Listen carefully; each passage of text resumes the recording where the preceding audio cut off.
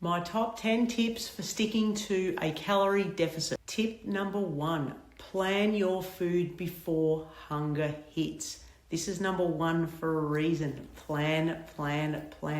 Even a loose plan is going to help you stick to your calorie deficit, even if it means relying on fit, high protein meals that you find in the supermarket freezer to get you through the week. I'll sometimes buy 5 and I'll have them from Monday through to Friday if I'm sticking to a deficit and I don't have to want to think about food, but I've planned it and I've put it into my food log in advance.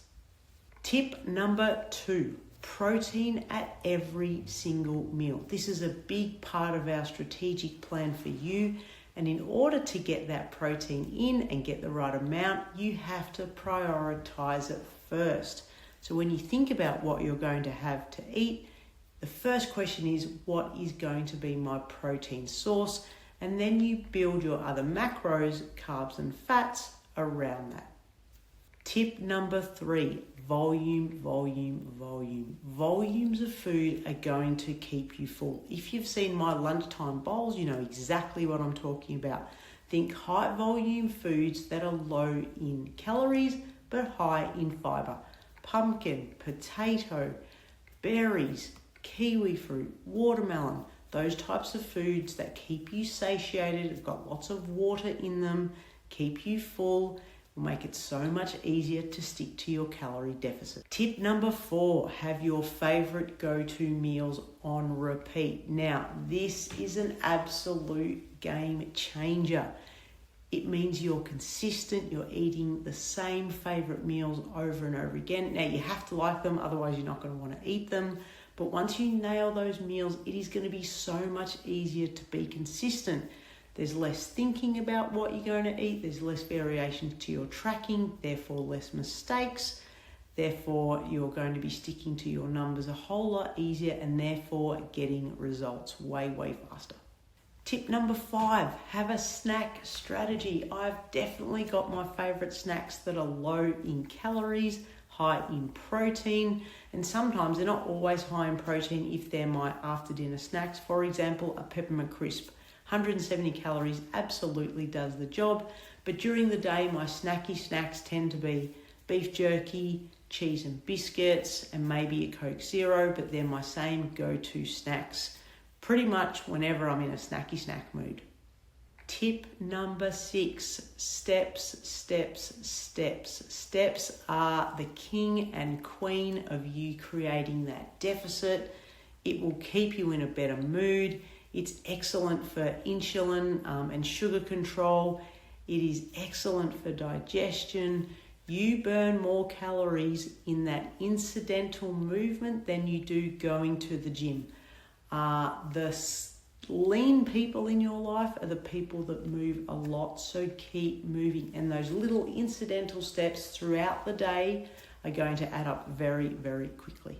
Tip number 7, this is a big one. Make your environment work for you. If you feel like you're tripping up throughout the day, try and identify what has caused that trip up, and I guarantee you it will be something to do with your environment. Is it the cookie jar at work that sits on your desk? Is it the kids' snack drawer at home that is always in full view? Is it your husband on the couch after dinner getting into the Tim Tams and you're sitting right there with the TV on and you have not moved after dinner? Identify what those environmental factors are and change them. Tip number 8, this is a big one. Don't drink your calories. We waste a tremendous amount of calories on drinks, sugary sodas, sugary fruit juices. I picked up an apple juice for my nephew the other day, 45 grams of sugar. I couldn't believe it. Well, I kind of could, but still I kind of couldn't because it was a kid's drink.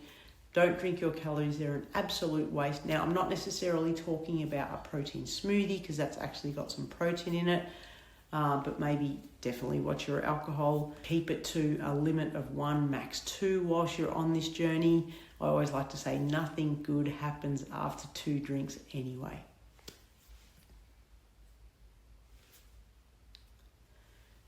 Tip number 9, expect imperfect days. And I don't want you to be perfect. You cannot be perfect.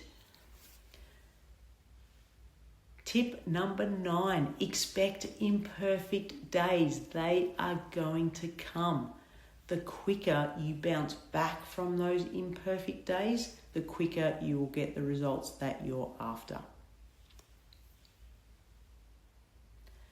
And tip number 10, track honestly. Track your calories honestly, even if you don't want to. This is going to give us way better results.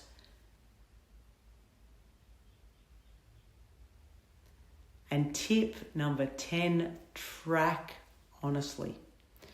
This is going to give you. And tip number 10, track honestly. Having full awareness of the amount of calories you're eating gives you control, and the moment you stop tracking is the moment you stop progressing.